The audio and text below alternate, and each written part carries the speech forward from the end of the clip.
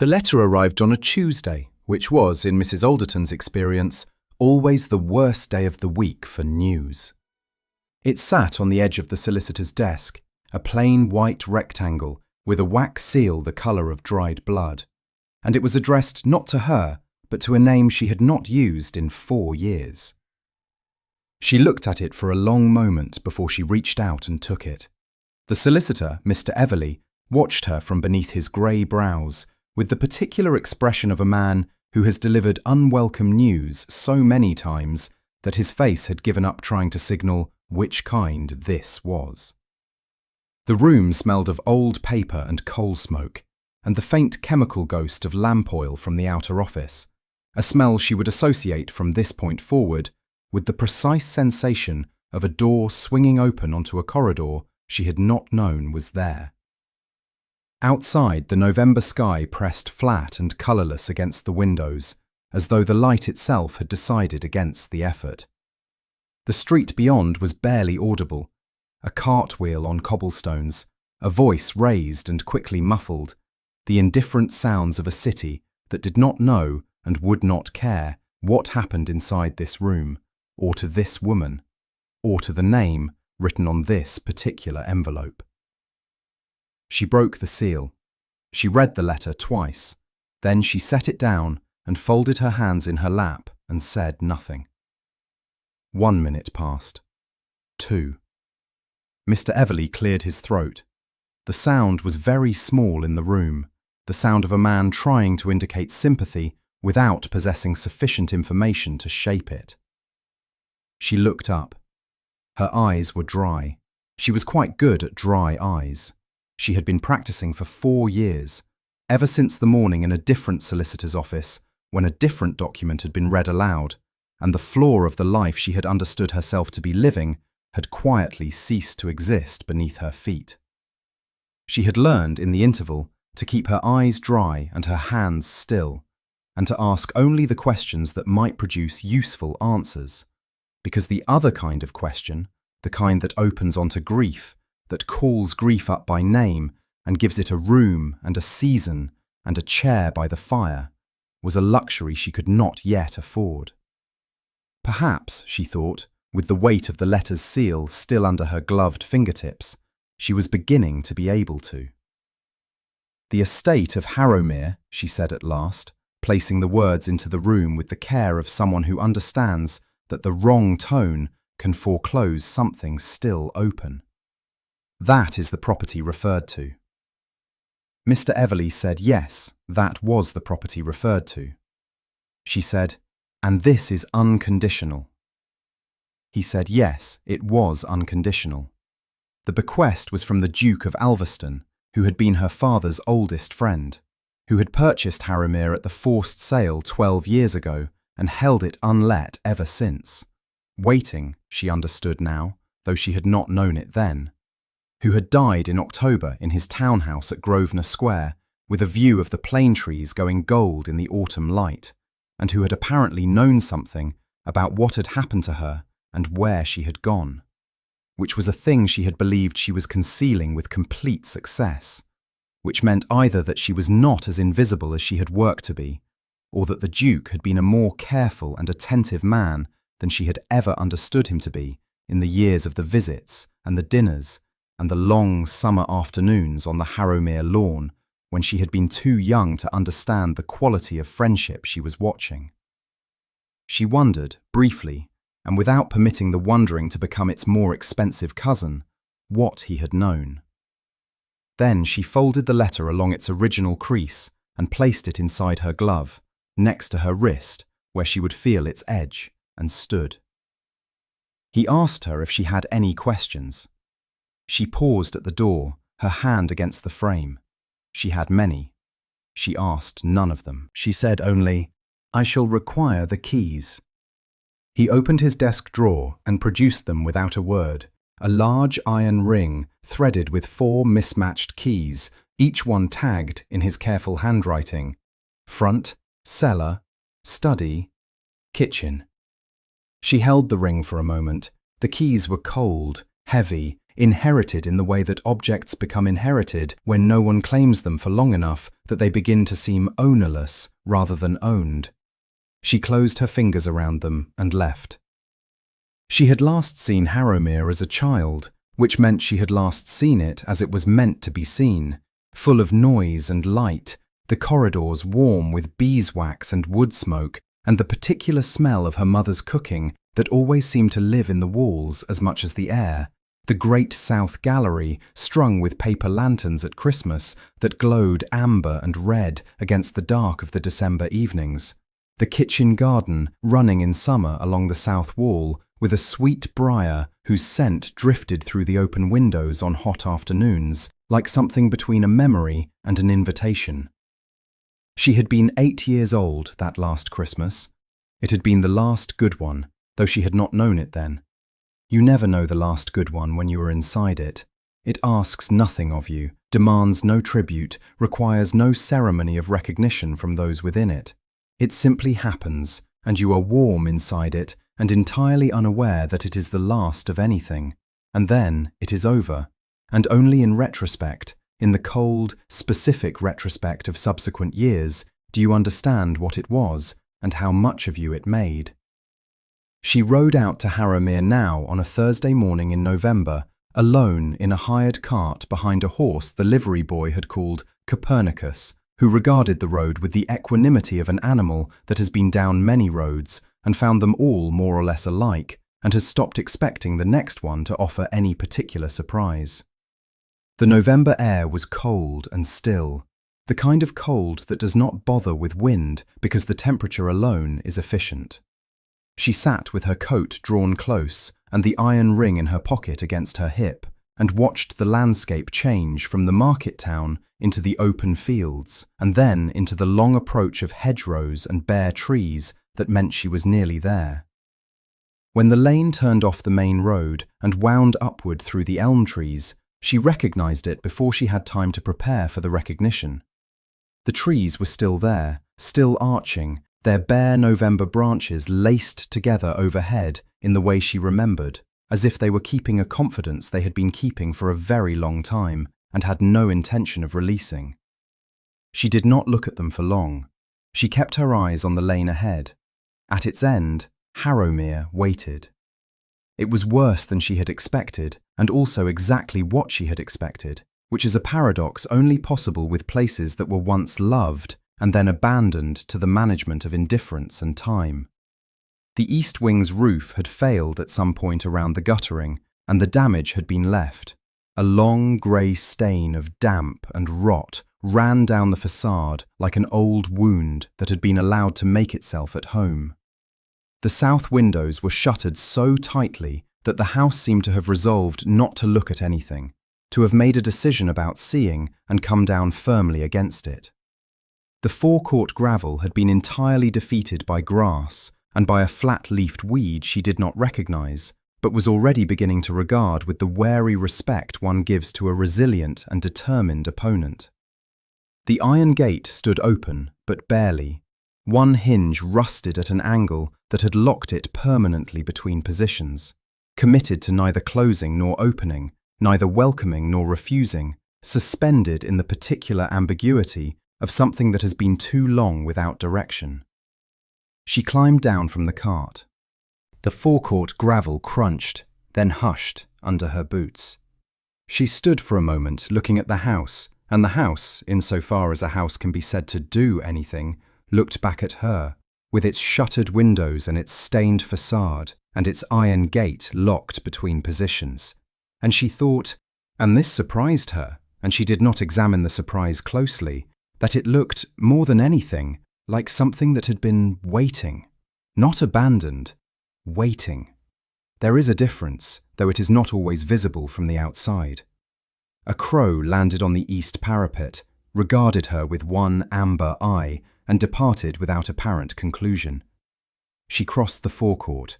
The weeds pressed at her skirts. She tried the first key against the front door. It fit. The tumblers moved with the slow, emphatic certainty of machinery that has not been operated in a long time and is surprised to find itself working. The door swung inward on a sound that she could describe only as the house exhaling, long and damp and resigned, the exhalation of something that has been holding its breath for a very long time and has now, in the presence of someone it recognizes, decided to stop. She had not told anyone where she was going, and this was not a complaint she permitted herself about her circumstances, merely an inventory of them, a clear-eyed accounting of the kind she conducted at regular intervals to ensure she was not losing track of the actual dimensions of her situation. Her situation was this: she had a name she was not using.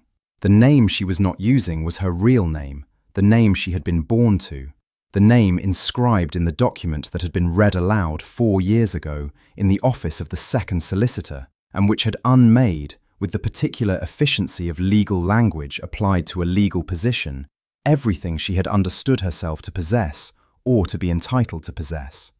The name she was using was her mother's maiden name attached to the late Mr. Alderton, a second cousin once removed who had died 10 years prior without heirs or particular notice, and whose identity she had borrowed with the thoroughness of someone who understands that the borrowing might need to be sustained for a long time, and must therefore be constructed with care. She had 3 trunks of good clothing, several items of which she had sold carefully and at intervals calibrated not to signal distress. She had a small annuity from a trust her mother had established in the years of the marriage, enough to maintain her rooms in Tiverton, rooms with a window that overlooked a courtyard where a woman hung her washing every Monday morning and Tuesday afternoon. The rhythm of it so dependable and so ordinary that she had come to find it genuinely fortifying, the evidence that some things proceeded according to their own schedule, regardless of the chaos occurring in anyone watching from above. She had a small collection of books she had kept through 4 house moves, a habit of rising early that she had developed out of necessity and kept out of preference, and the particular quality of attention that comes from having spent a long time being the only person responsible for what happened to yourself. She had, now, Harrowmere. She also had the Duke of Alveston's letter, which had said, among other things, "I am sorry I was not braver sooner. I should have looked harder. There is something connected to Harrowmere's history that I believe you should know, and something at Aldenmore that I believe you should find. I have kept certain letters in my study that Everleigh will send to you separately." The letters had not yet arrived when she left for Harrowmere. She had not waited for them. The keys were in her pocket, and the house was ahead of her, and 4 years of waiting had produced in her a specific relationship to patience. She could wait indefinitely when waiting was the only option, and she could act the moment an action became available to her. She had also, and this was the thing she turned over most carefully in the hired cart, with Copernicus's ears ahead of her and the November fields going past on either side, the particular kind of knowledge that comes from having spent 4 years pretending not to know what you know.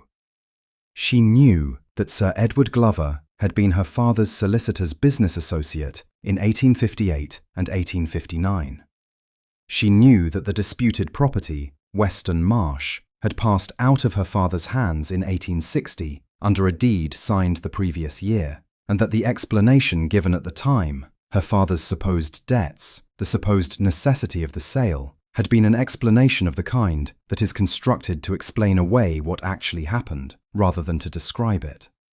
She knew that there had been a witness to the original conveyance of Weston Marsh, a man named Bartlett, who had subsequently left the county for reasons he was never called upon to explain publicly, and who had resurfaced, by her patient researches, in Exeter, where he kept a small accounting practice and did not discuss the decade of 1858 to 1868 with anyone.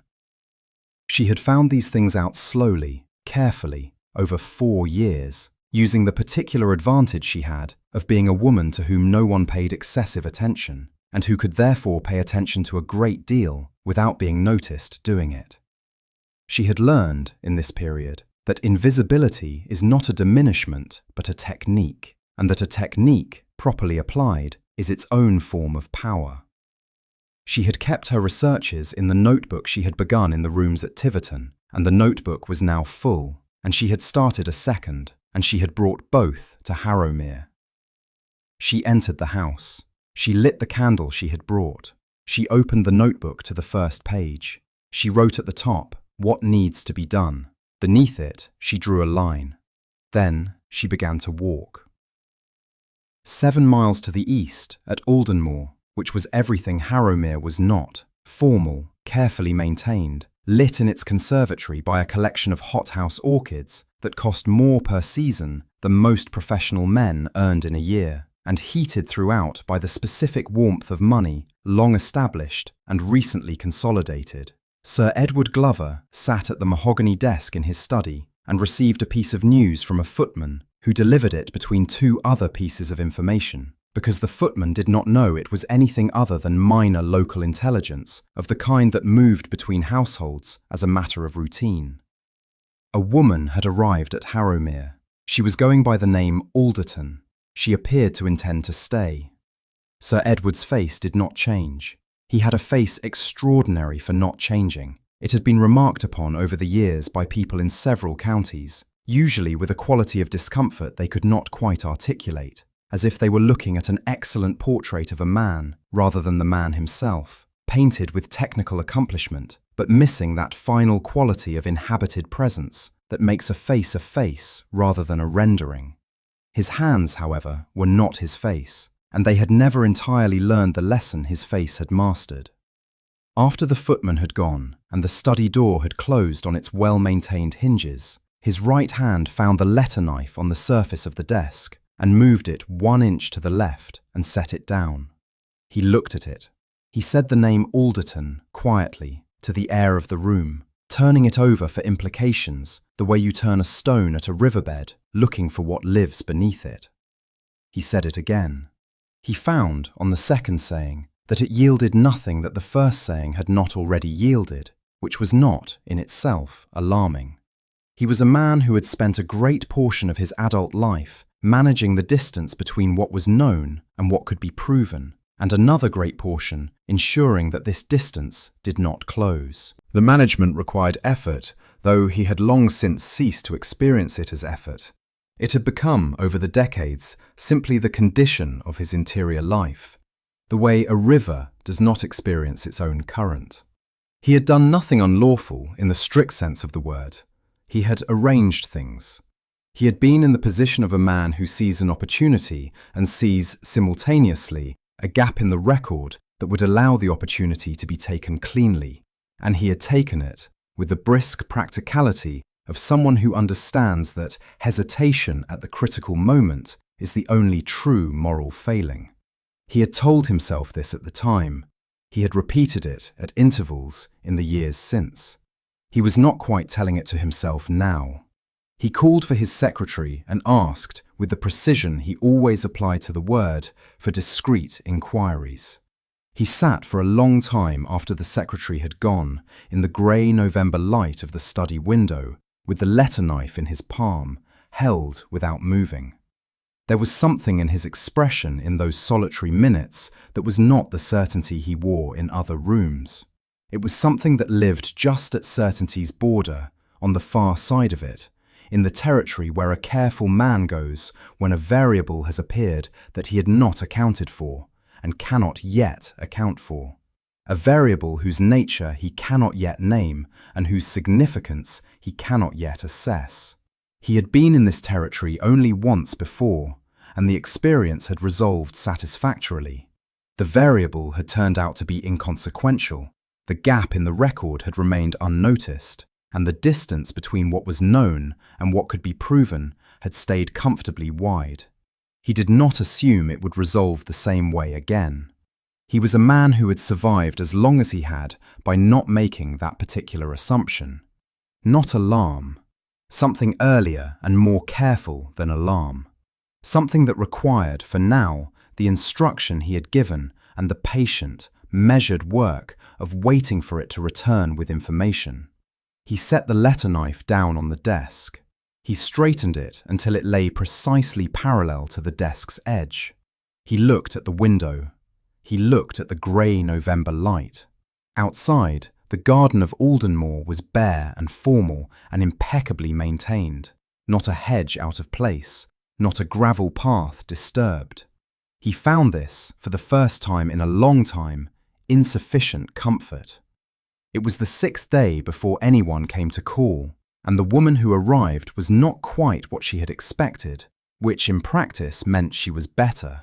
She had expected either the stiff courtesy of neighbours fulfilling a social obligation they found distasteful, or the overt curiosity of neighbours who had been watching the smoke from Haramir's chimneys and had decided their curiosity outweighed their reservations. Mrs. Portia Carew, who arrived on a Tuesday mid-morning in a good carriage and descended its steps before the vehicle had fully halted, was neither of these things. She was definitive. She was the widow of Admiral Carew of Carew Hall, 4 miles to the east, and she had the compressed and capable air of someone who has managed a large establishment long enough to find all forms of inefficiency personally insulting. She walked to the front door of Harrowmere as if the distance between the carriage and the door were an interval she was tolerating, looked past the woman who opened it and into the state of the entrance hall with an expression that moved through assessment, consternation, and a species of outrage she directed not at the woman in the doorway, but at the house itself, as if holding the house accountable for its own condition. She said, "Good Lord." She said it to the air of the entrance hall. Then she looked at the woman in the doorway, slight and self-possessed, composed in the manner of someone who has had 6 days to decide how she will be when this moment comes, and said, "You are the Mrs. Alderton who has taken this place." It was not a question. She said she was. Mrs. Carew said, without softening or preamble, that she knew it had not been rented in 11 years. She said she had been told. Mrs. Carew said she knew why. She said she had been given a version of why. Mrs. Carew looked at her for a moment with the full, unhurried attention of someone taking a real inventory, the kind that counts everything and stops only when it is finished.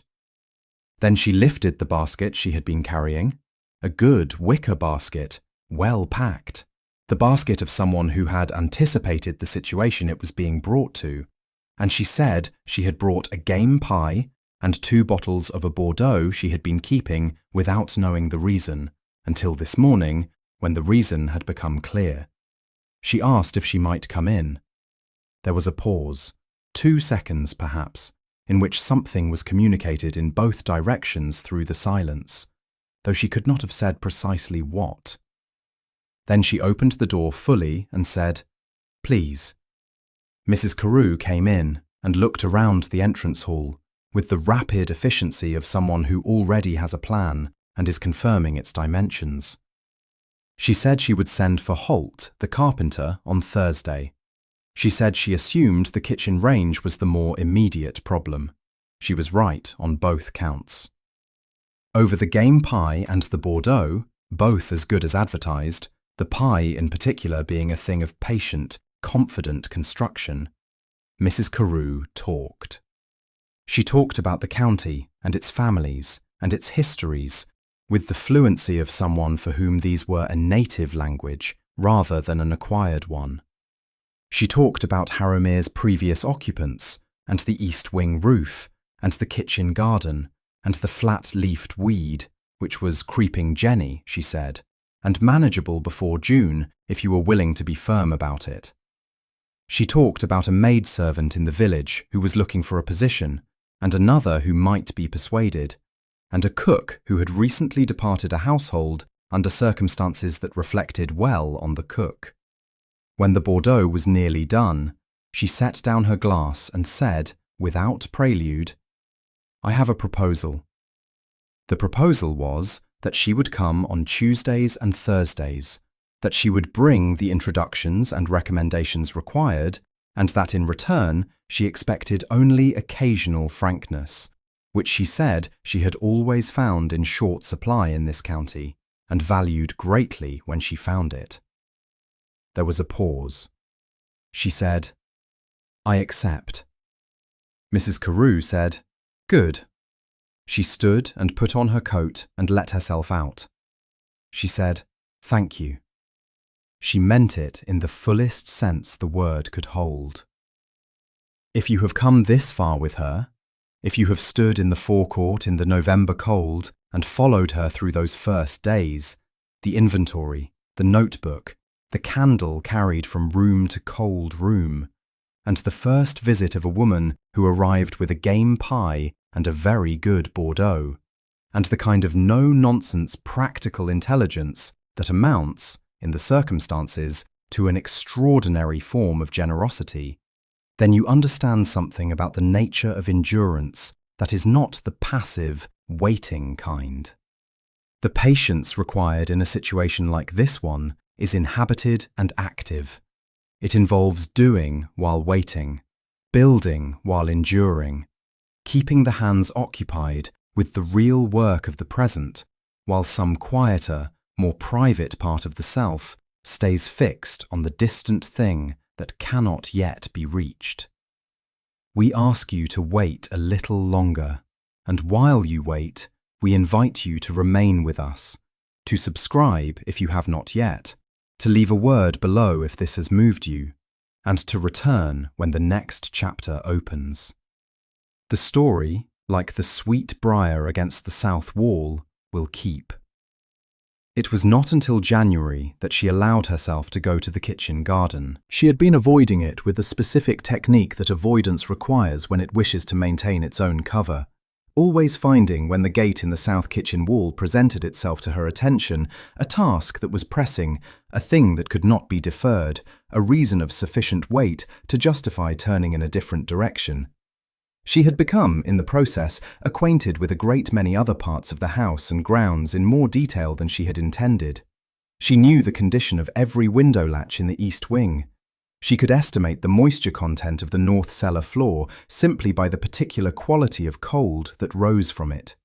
She had mapped, in the small notebook she kept for the purpose, the precise locations of every point at which the house's skeleton was sound and every point at which it required intervention. And she had developed in the process a respect for the house's bones that she had not anticipated. They were better than the skin suggested, stronger than the surface implied, and this seemed to her to mean something, though she was careful not to press the meaning further than it would bear. December had supplied these reasons in generous quantity. The east wing roof consumed most of it, the carpenter Holt arriving in the first week and proceeding to communicate his assessments through long, evaluative silences that resolved, eventually, into single, precise numbers, each of which was larger than she had hoped and demonstrably accurate. She had learned to wait for his silences to finish before responding, because interrupting them produced nothing but the need to wait again. The kitchen range was restored to service by a man from the village named Biggs, who appeared to possess, in the field of cast iron and mortar and the behaviour of heat within enclosed spaces, a form of knowledge so deep it had ceased to resemble ordinary knowledge and had become something closer to an old and private understanding of materials as they actually were, rather than as they were generally described.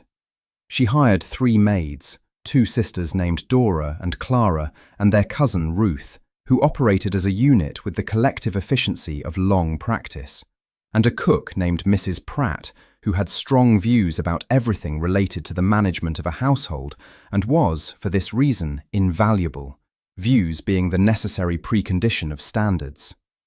A stable boy named George, 16 and earnest, took charge of the 1 horse she had allowed herself and of the small stable yard, which he swept with a thoroughness that seemed to her a form of self-expression. She had begun to receive calls. The Hawthorne family from the north side of the county, the rector and his wife, who arrived together and stayed for exactly the socially appropriate interval and were pleasant in a way that communicated that they would be more pleasant once they had a better sense of what they were being pleasant to. 2 of the 3 Cavendish sisters, who were considerably more direct and considerably more interesting than their cautious entrance suggested.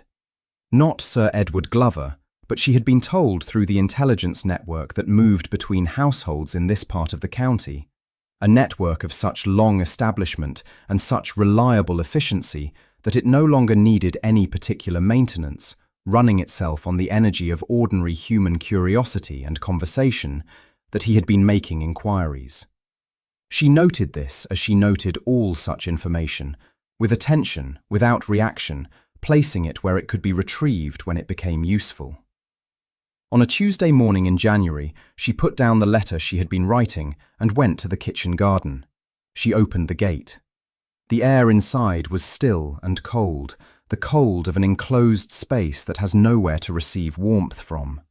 She stood just inside the gate and looked at the south wall, and there, along its base, in a long, dark tangle of leafless cane that would have appeared to any observer unfamiliar with the specific resilience of Rosa rubiginosa to be entirely dead, dead for years, dead beyond remedy, was the sweet briar. Not gone, not dead, dormant, which is the condition living things adopt when they have no choice but to be patient.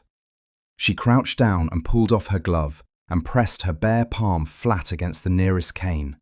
It yielded, the smallest fraction, the yielding of something that still carries life inside it, that is still in conversation with the season and the soil and the eventual return of warmth, however far away that return might be. She stayed there for a time she did not measure.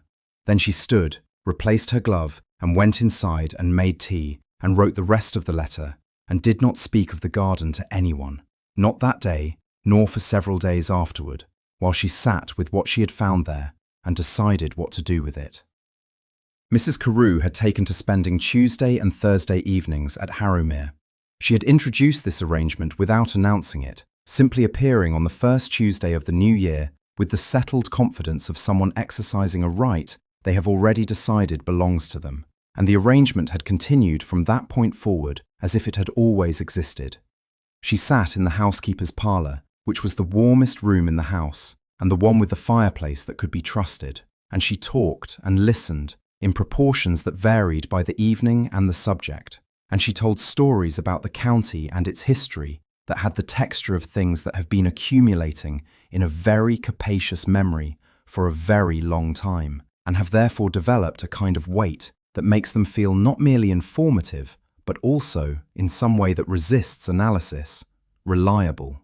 She brought things, sometimes, a pot of preserved fruit, a cutting from one of her greenhouses, a book she thought might be useful or interesting, a cutting of newspaper that she had marked with a line of pencil beside a passage she considered relevant. She never explained the relevance. She expected it to be found.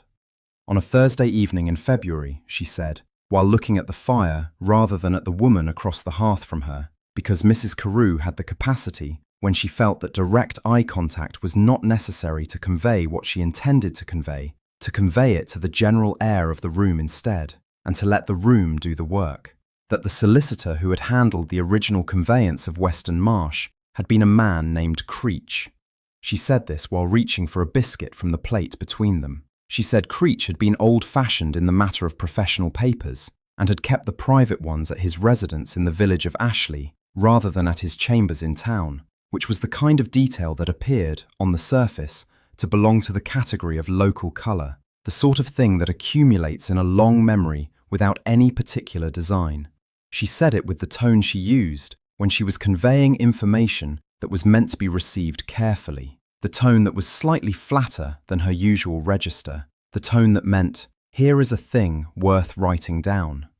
She put down the biscuit without eating it. She said that Creech had died in 1871 at the age of 73, of the kind of ailment that befell men of his age and his sedentary habits, and that his residence had been sold in the following year with its contents, which was a detail that might or might not be significant, depending on whether the contents included certain categories of professional document that a man of the old school might have kept in the study of his private home, rather than in the filing system of his chambers, which he might have done for reasons that were either innocent, mere habit, mere convenience, or less innocent, a question she did not raise aloud, because she did not need to.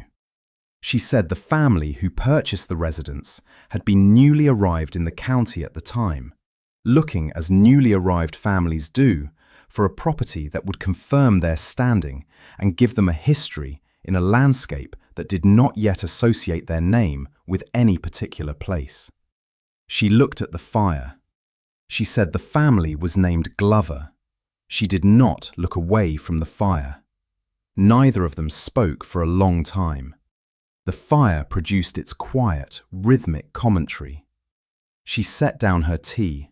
Mrs. Carew picked up the biscuit and ate it efficiently, as if completing a task. The subject shifted and also did not shift, and they sat together in the warmth of the housekeeper's parlour with the full weight of what had just been placed between them, not said because it did not need to be said, while the fire continued and the February wind moved in the elm trees outside, and the house around them went about the quiet business of being a house that is lived in and warm and occupied by someone who intends to stay. He came in April, on a day of the particular changeable light that April produces in this part of England, as if to demonstrate the full range of its capabilities within a single afternoon. She was in the south gallery when she was told he was below, cataloguing what remained of the original window hangings, a task she had taken on partly because it needed doing, and partly because the south gallery was, of all the rooms she had restored, the one that most belonged to her. The room she had occupied as a child on rainy afternoons, whose proportions she had known in her body before she knew them consciously, whose restoration she had refused to hurry, because some rooms, if you rush them, lose something they were keeping for the right person at the right time. She went downstairs without haste. She had spent the winter deciding how she would be in this moment, turning the question over in the early mornings before the household was up, examining it from each available angle. And she had settled on the simplest answer. Herself, standing still, with her hands quiet at her sides and her eyes dry. He was taller than she remembered. She had memorized him from the visitors' gallery of the Tiverton Assizes at 24 years of age, from a distance of 30 feet, gripping the railing while he stood before the bench with the practiced ease of a man who has arranged in advance for there to be nothing to find. She had memorized the set of his shoulders and the economy of his movement, and the extraordinary stillness of his face, and the way his hands rested at his sides, as if they had always known exactly what they were doing, and were satisfied with the knowledge. He was exactly that man, standing now in her reception room, with a social expression deployed with the ease of long practice, looking around the room and then at her with the smooth, assessing attention of a man accustomed to reading rooms and the people in them. He said it was a pleasure to make her acquaintance. He said he had heard considerable things about the work at Harrowmere. He said the house had been much spoken of. She said she was glad to hear it. She offered him a chair and tea, and he accepted both with the comfortable ease of a man accustomed to both being offered. He said he had known the previous family briefly. He said it with the specific calibration of a prepared remark delivered to sound unprepared, the subtle difference, barely perceptible, between a thing recalled and a thing rehearsed. He said, "A sad business." She said yes, it had been. She poured the tea without her hands shaking. She was very good at hands that did not shake. It was one of the things she had worked hardest at in the 4 years.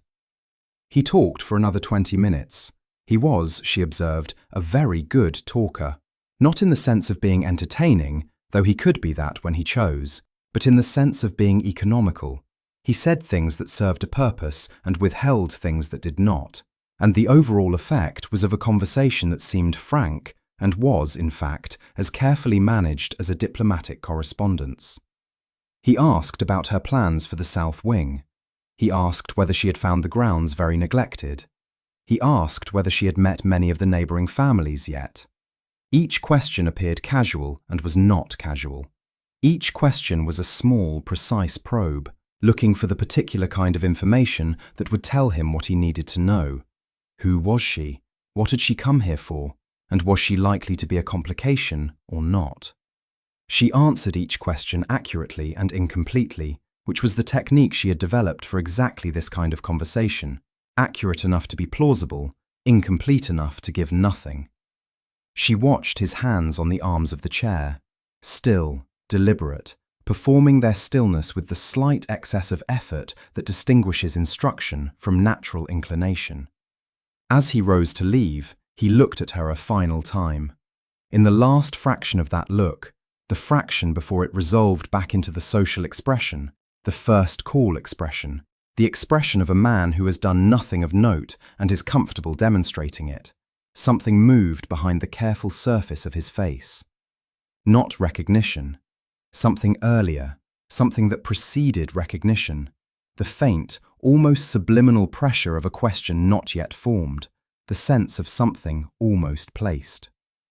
He called on 2 more occasions after that, in April and May, and she gave him the same precise incompleteness each time, and each time she saw the question still unformed but growing.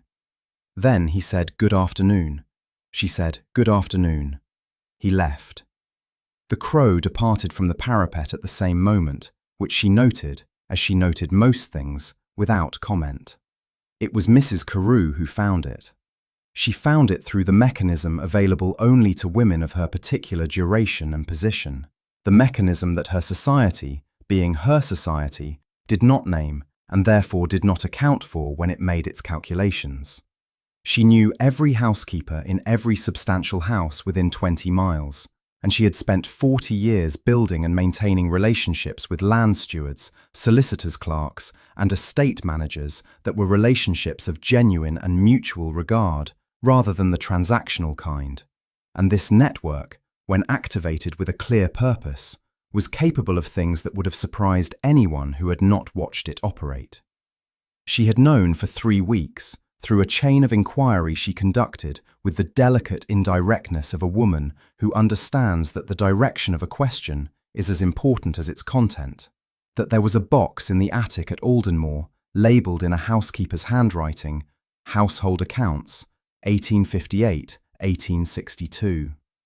She had spent those 3 weeks in the patient work of determining how to reach that box without leaving a traceable path. She would not say, afterward, exactly how she had accomplished this. She said only that there was a housekeeper at Aldenmore who had been unhappy in her situation for a considerable time, and who had had occasion, 2 years prior, to be grateful to Mrs. Carew on behalf of a relative, and who had found in that gratitude a quiet reason to consider certain requests when they arrived, phrased as they were phrased, at the right moment and in the right register. She said this to the fire in the housekeeper's parlour at Harrowmere on a Tuesday morning when she had not been expected. She had arrived at mid-morning in a coat she had not changed from after the drive, and had come directly to the parlour and sat down and opened the coat and produced from its inner pocket a folded document, brown at its edges, creased along lines that had been set decades ago and held since, the crease marks of a document that had spent years in a box under other papers and had maintained its shape regardless. She laid it on the table between them. She said, "There it is then." She said it without triumph, because Mrs. Carew was not a woman who expressed triumph. She expressed conclusions. The room was quiet. The May morning light was coming through the parlour window in the early, tentative way of light that has not yet decided how far it intends to go. She looked at the document for a long time without touching it. Then she picked it up and opened it along its old creases, and there in the lower margin was her father's handwriting, the slightly forward-leaning hand she knew from the letters she had carried for 4 years in the bottom of her smaller trunk, the letters she had read so many times they had become, in her mind, less text than voice. His voice, speaking to her from the years before everything happened, from the time when he had been simply her father and not a ruined reputation and a contested name. The notation was brief. Agreed in full, the willing consent of all parties hereto confirmed and witnessed. His initials, a date. Beneath them, 2 other signatures. She held the document and was quiet for a time she did not measure and could not afterward have estimated. When she spoke, her voice was entirely level. She said, "I shall require a solicitor." Mrs. Carew said she had already sent for one. He would arrive at 2 o'clock. She set the document back on the table carefully and pressed both palms flat against its surface for a moment, not to hold it down, but in a gesture she did not consciously choose, a gesture that said something she did not attempt to translate. She thought about her father.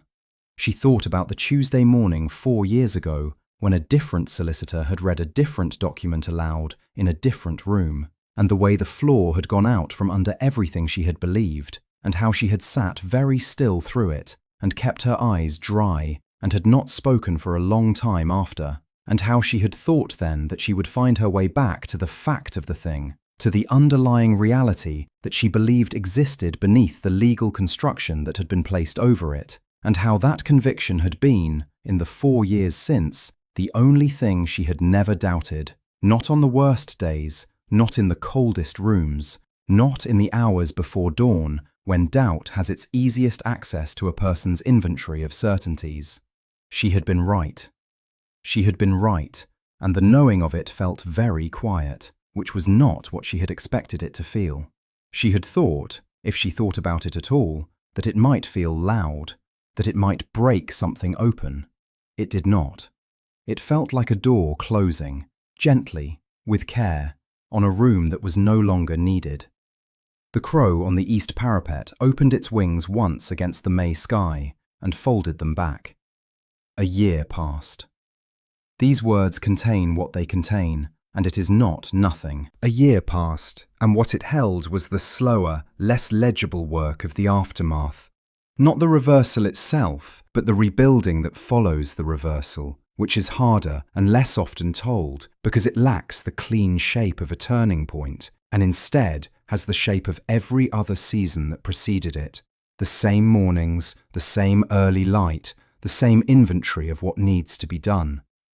She rose at 6 every morning and walked the house before the maids were about, which was a habit she had developed in the first weeks and had kept because she found, in those early morning circuits, something she could not entirely account for, a quality of conversation with the house, perhaps, as if the house had things to communicate that could only be heard in the absence of other voices.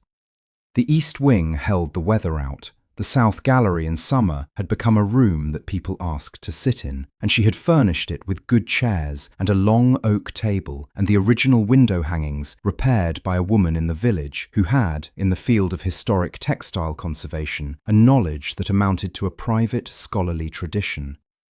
The kitchen garden produced through the summer enough to supply the household and leave a surplus, and the surplus went, through channels she did not announce, to 2 families in the village whose situations she had learned about through Mrs. Carew's intelligence and her own observation.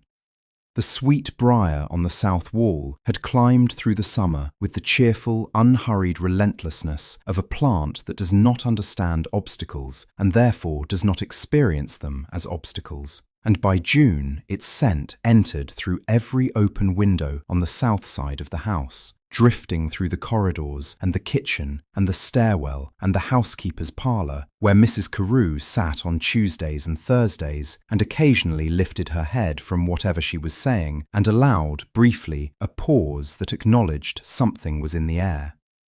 The cook, Mrs. Pratt, raised her head from the range one June morning and said, "What is that smell?" in the tone of someone who has almost remembered something they had stopped expecting to remember. She said, "That is my mother's rose." Mrs. Pratt nodded, in the way of cooks presented with information that explains considerably more than it appears to explain. The legal proceedings moved as legal proceedings move, with thoroughness rather than speed, through a machinery designed for the former rather than the latter, and resolved as they resolved, in the weight of a document and the testimony of 2 witnesses still living who had been present at the original transfer of Weston Marsh, one of whom was a man named Bartlett, who kept a small accounting practice in Exeter and who, when asked directly and under conditions that made evasion impossible, answered directly, and who seemed, in the answering, to find a particular relief. Sir Edward Glover did not contest the document. He left the county in December, and the orchids in the Aldenmore Conservatory continued to be tended by his remaining staff, who did not know what to make of any of it, which seemed to her, in her more wry moments, a reasonable response. The Duke of Alveston's promised letters arrived in October, and she read them alone in the South Gallery on a rainy afternoon, and they told her things about her father's last years, about the Duke's long knowledge and long silence, about the decisions made and not made in the years when different decisions might have changed the course of everything. And she sat afterward looking at the rain on the South Gallery windows for a long time before putting them away in the desk she had moved into the gallery because it was where she wanted to do her thinking. On a morning in the following May, a May morning of exactly the quality she had hoped for without allowing herself to call the hoping by its name, she was working in the kitchen garden among the sweet briar canes when a shadow fell across her hands. She looked up. The crow was on the east parapet. He looked down with the amber eye she had come to regard as something like a fixed point, the way you regard a star you have chosen, not because the star knows it has been chosen, but because the choosing is its own kind of relationship. She said, "There you are." He stayed for the rest of the morning while she worked, and the May light came through the garden gate in the warm, unhurried way it comes when the year has turned enough and the light has nowhere urgent to be. The roses were not yet open. The buds were tight and green-tipped, holding everything they intended to become, not yet ready but clearly becoming. The house stood at her back. Her house.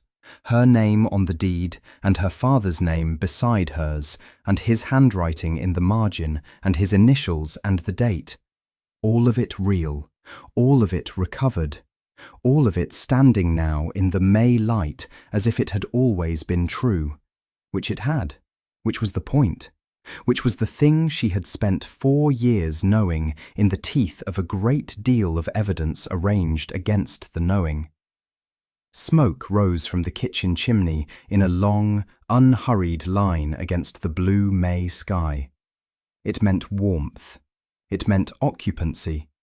It meant the ordinary and extraordinary and quietly remarkable thing of being alive in a place that knows you, of being known in a place that is alive.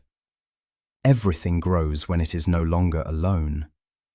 She had believed this when she was 8 years old, and her mother had said it to her in this garden, pressing the words into her hands along with the scent of the roses and the amber light of a September afternoon that she had not known was the last of its kind. She had tested it through 4 years of cold rooms and borrowed names and careful waiting and patient inventory. She knew it now in the way you know a thing when it has stopped being an idea and has become a fact you inhabit, a fact you can walk through every morning, touch with your bare hands, smell in the May air of a kitchen garden where something old and patient has come back to itself in the fullness of the time given to it. She turned back to the roses. She worked. The crow stayed on the parapet. The light moved across the garden wall the way light moves when it has nothing to prove, slowly, warmly, entirely at home in what it was illuminating.